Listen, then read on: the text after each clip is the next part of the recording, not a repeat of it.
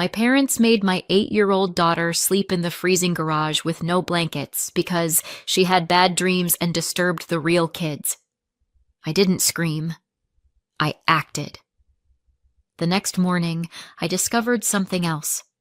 Soon, my parents lost their house and the police were at their door. You know those moments where your whole body goes cold before your brain catches up? That was me that night. A nurse finishing an unexpectedly short shift, driving down a dark road toward the one place I never thought I'd have to rescue my child from. My parents' house. I wasn't supposed to be there. The plan was simple.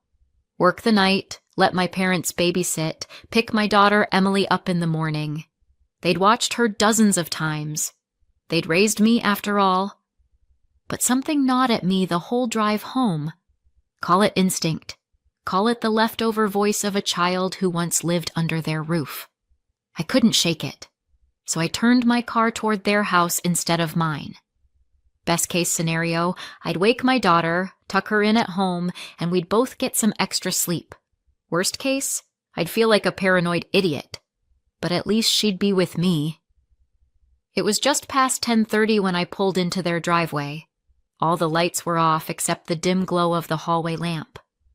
I let myself in with the key I still carried for emergencies.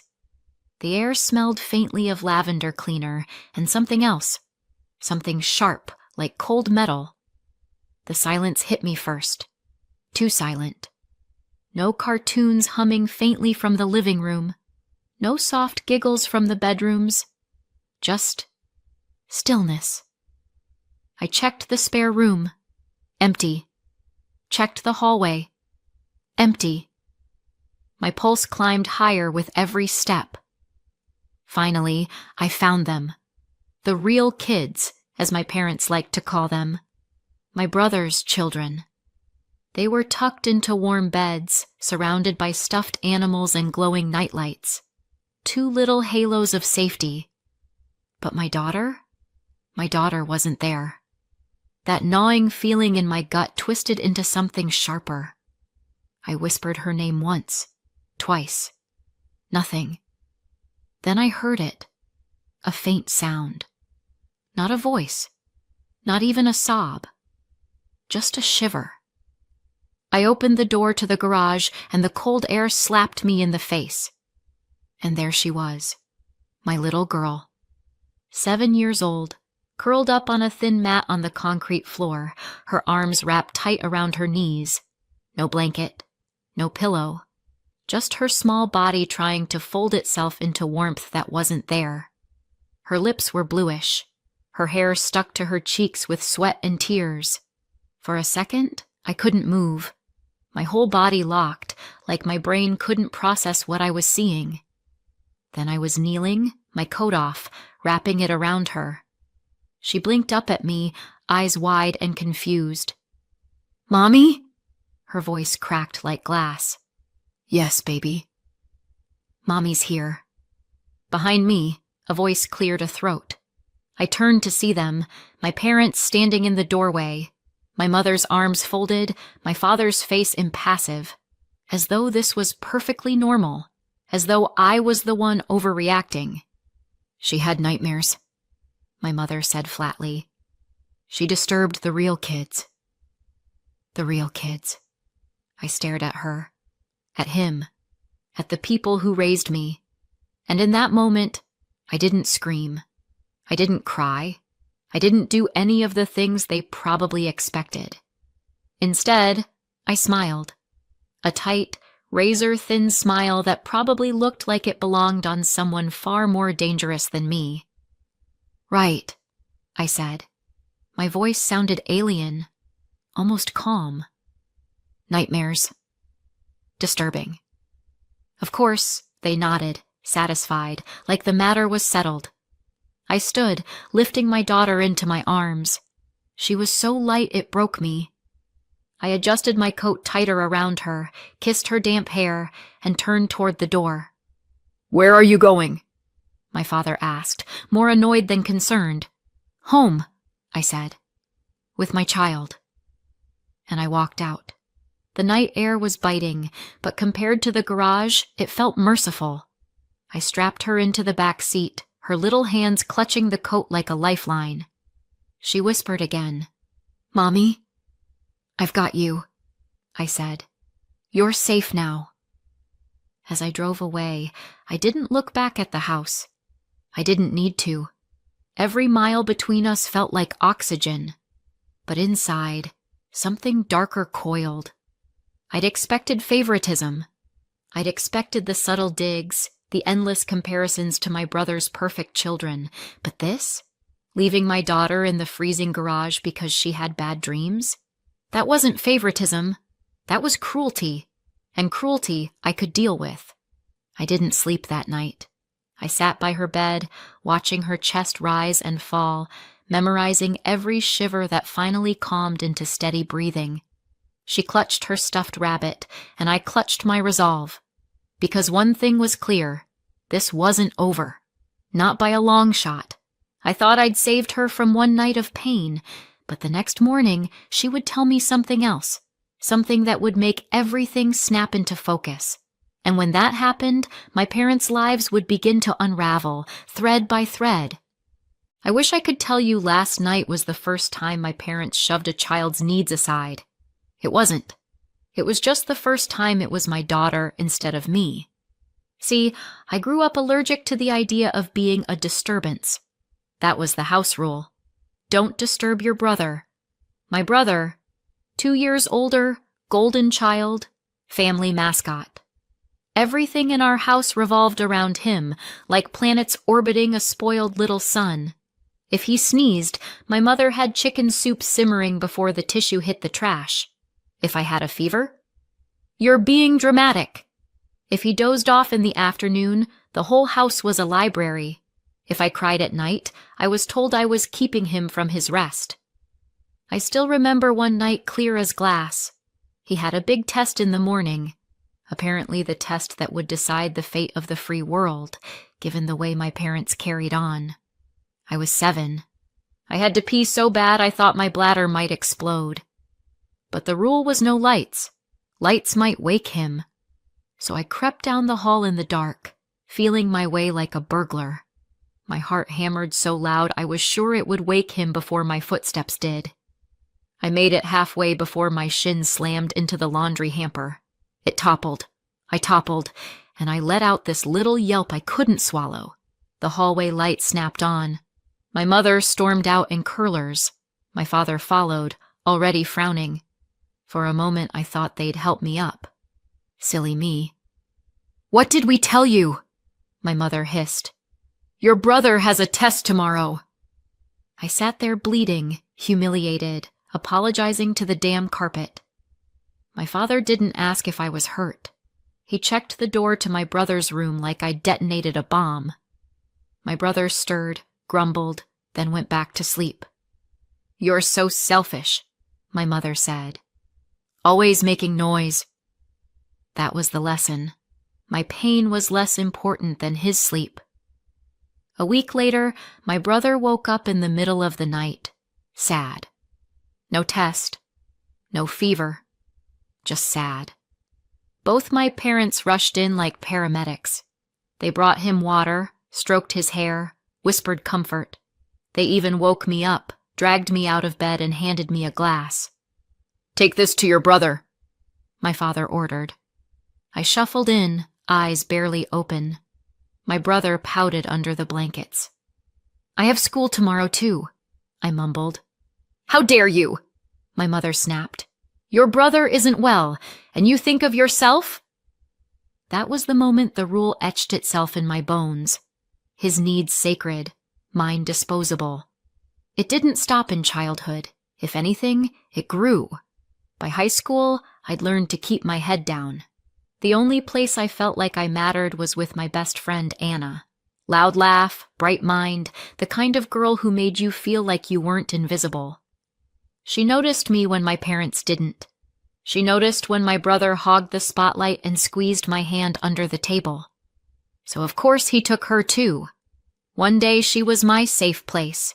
The next, she was his girlfriend. My parents were thrilled. "Such a pretty, sweet girl," My mother beamed, like he'd brought home a prize pig from the county fair. I hated it, and I hated that I hated it. Anna tried to keep me. She split her time, lunch with me, weekends with him. But slowly, the texts got fewer. The laughs got quieter.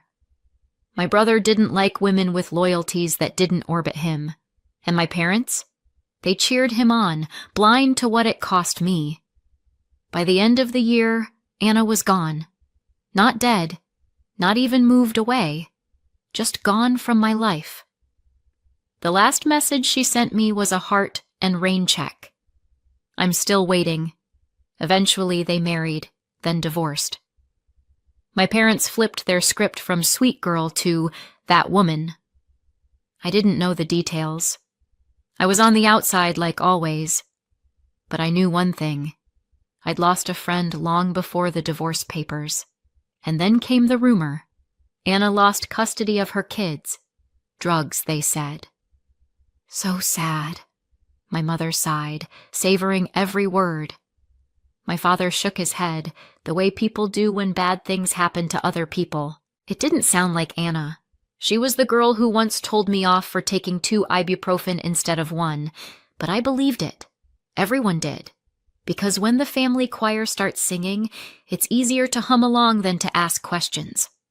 The court handed custody to my brother. On paper, he looked like a responsible single dad. In reality, he was between jobs, which meant unemployed but with frequent flyer miles. He'd swoop in for pancakes, post selfies with captions like "My World," then dump the kids at my parents' and catch a flight. My parents stepped in like saints auditioning for canonization. They set up bunk beds. They bought toys with more LEDs than a Christmas tree. They gave the kids sugar and permission and called it love. They spoiled them rotten, bragging about being heroes. And behind the halo? Money. Kinship care payments for taking responsibility. And my money too. Because I believed them. Because 2 kids are expensive. Because your brother's between things. I sent cash every month, thinking I was doing my part. I thought they were overburdened. I thought I was helping. And maybe I should have seen the pattern, the obsession, the way they doted on the cousins while brushing off my daughter, how they never asked if she needed anything, but bought the cousins matching iPads, how they called them our kids, like my daughter was just a visitor. But I told myself it was favoritism. Just favoritism. Ugly, yes. Hurtful, yes. But safe. I didn't think favoritism could look like my daughter curled on cold concrete.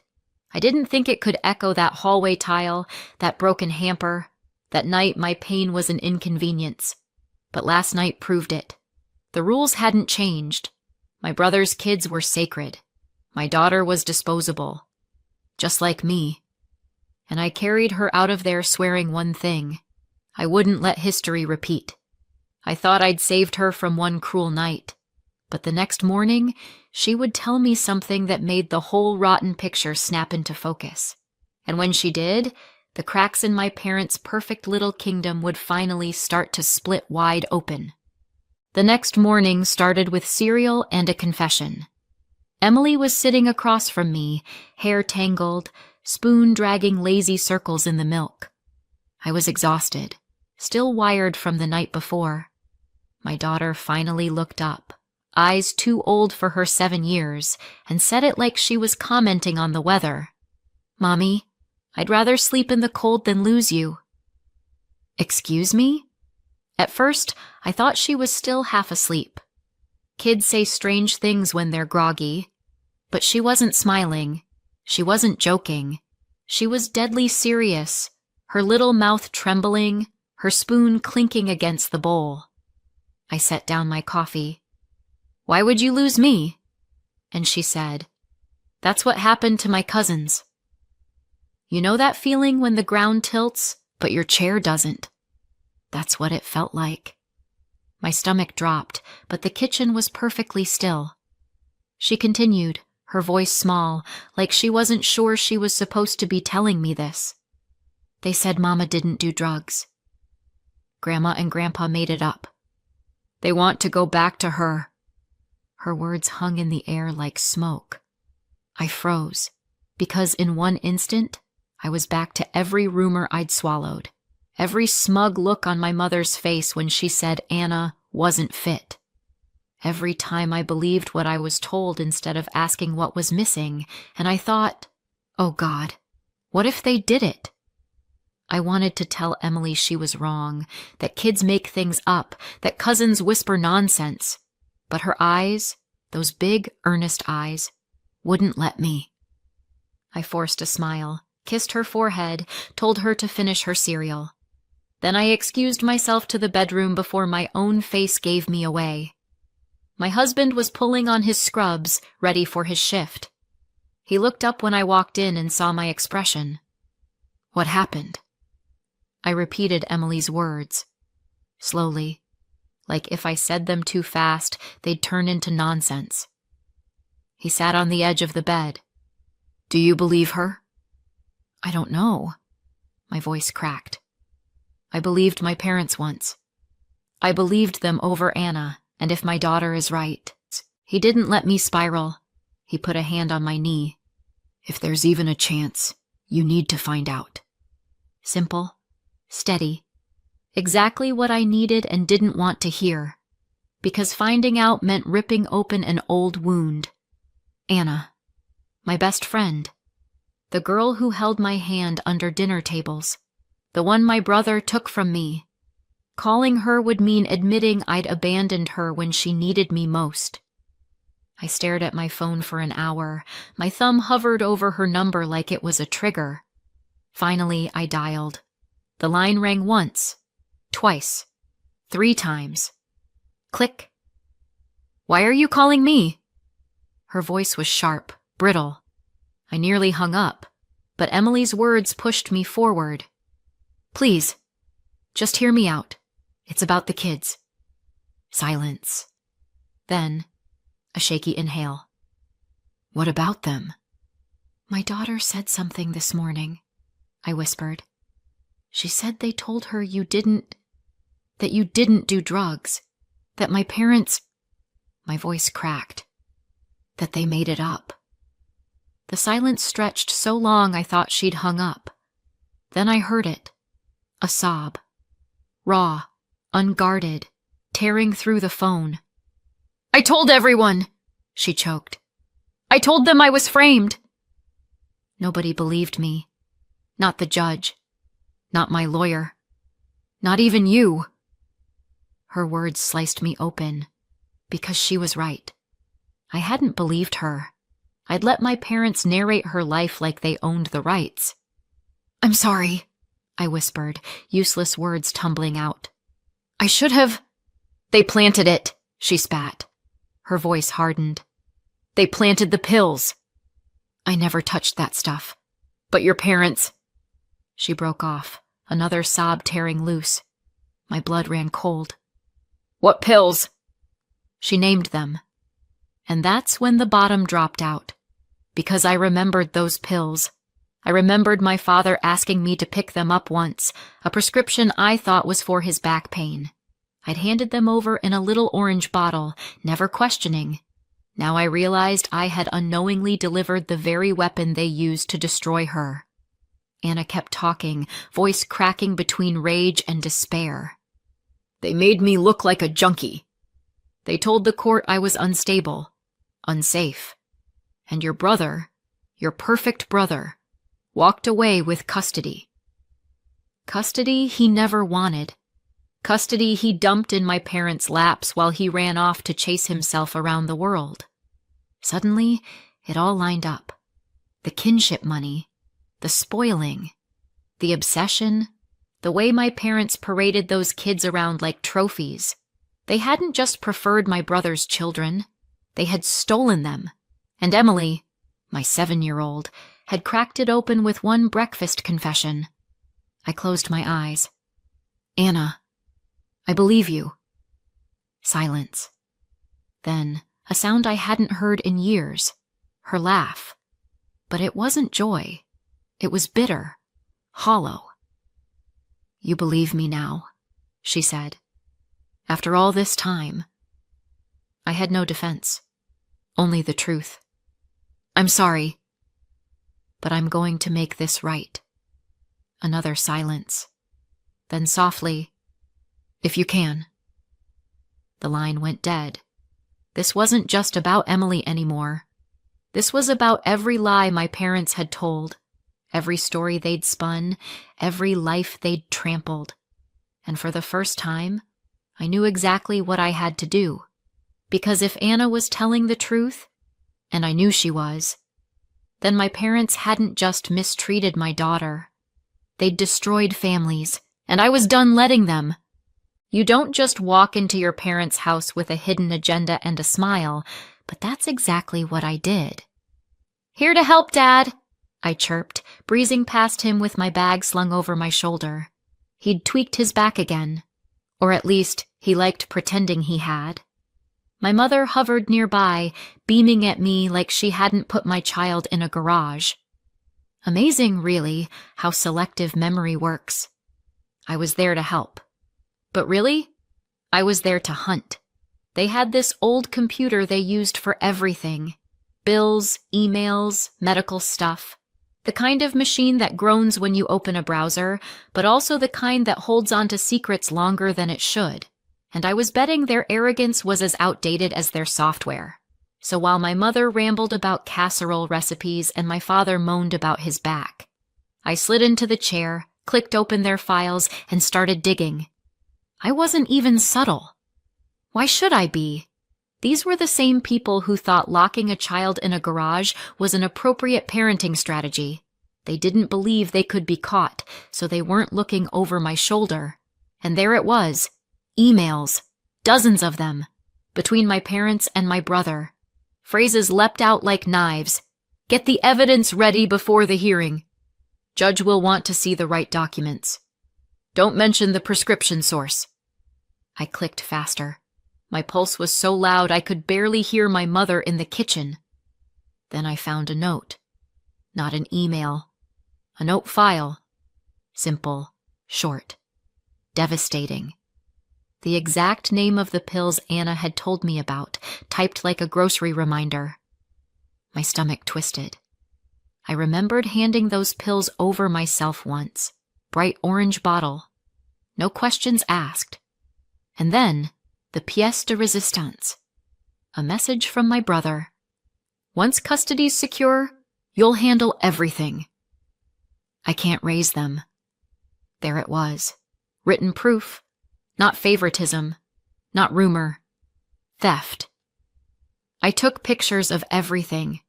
My hands shook so badly the shots came out blurry at first. I forced myself to breathe.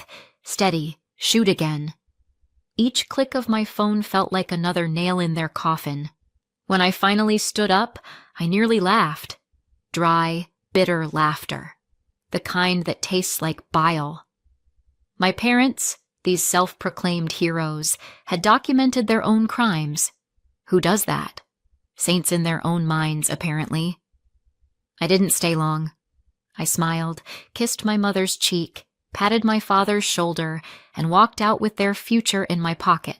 From there, it moved fast. Faster than I dared hope. Anna and I took everything to CPS. We sat across from the caseworker, me with my phone full of evidence, her with tears she refused to hide anymore. The caseworker scrolled, expression hardening with each photo, each message. When she finally looked up, she didn't say much. She didn't need to. I could see it in her eyes. This wasn't going to be buried again. Within days, CPS moved. The kids were taken from my parents' house, not to some stranger's foster home, but to Anna, to their mother, the woman who'd been screaming into the void for years that she'd been framed. And my parents? They watched it happen. I wasn't there. Anna was. But she told me about it later. My father's face went pale as chalk. My mother kept repeating, "This isn't fair. This isn't fair." Like she was the victim. For the first time in their lives, they weren't in control. The hearing came a week later. I sat in the back, Anna beside me, clutching the edge of the bench so tight her knuckles were white. My brother didn't even show up. Too busy finding himself in Bali or wherever his latest dream had taken him. Coward. The judge read the evidence in silence, page after page, screen after screen. The room was so quiet I could hear my heartbeat. When he finally spoke, his voice was low but firm. Custody restored to the mother. Anna sobbed into her hands. Relief, grief, vindication. All of it pouring out. I put an arm around her, my own eyes stinging. Across the aisle, my parents sat stiff, stunned, like statues that had just learned they could bleed. And in that moment, I knew this was only the beginning. Because custody was gone. Their real kids were gone. Their reputation was already cracking. And I knew what came next. Whispers in the community, questions from the neighbors, calls they wouldn't want to answer. The avalanche had started, and they were standing right in its path. The children were gone. The truth was out, and for the first time, my parents had no control left. Months later, everything had changed. Their house? Boarded up. Curtains gone. Foreclosure notice slapped on the front door like a scarlet letter. The hero home turned into a ruin everyone drove past slowly, just to stare. The charges came in one by one. Filing false reports, tampering with evidence, prescription misuse, custodial interference. My parents, the saints, reduced to defendants. They pled out, of course. No prison time at their age. But the punishment still stung. 2 years probation. 250 hours of community service. $7,500 in fines. Restitution to Anna for the legal nightmare they put her through. Their faces, once beaming in church bulletins, now red and sweating in orange vests on the side of the road, picking trash under the sun. And my brother? His name was in those emails too. He was CC'd on every lie, every setup. The judge didn't let him wriggle out of it. He lost all custody rights permanently, paid his own fine. A year probation. The man who once dumped his kids on our parents so he could find himself? He's still wandering. Only now, no one calls him Dad. Me? I cut the cord, blocked their numbers, stopped being their safety net. For once, their mess is theirs alone. Emily? She never even mentions them. She laughs more now, sleeps through the night. Whatever shadow they left on her is gone. Anna and I, we're finding our way back. It wasn't instant. Old wounds don't stitch overnight. But coffee turned into conversation, and conversation turned into laughter. Our kids, Emily and her cousins, play together in Anna's yard, running wild under a sky that finally feels safe. Their kingdom collapsed, and the children they tried to claim, they're finally free. Did I go too far, or not far enough? Let me know in the comments. And don't forget to like and subscribe for more.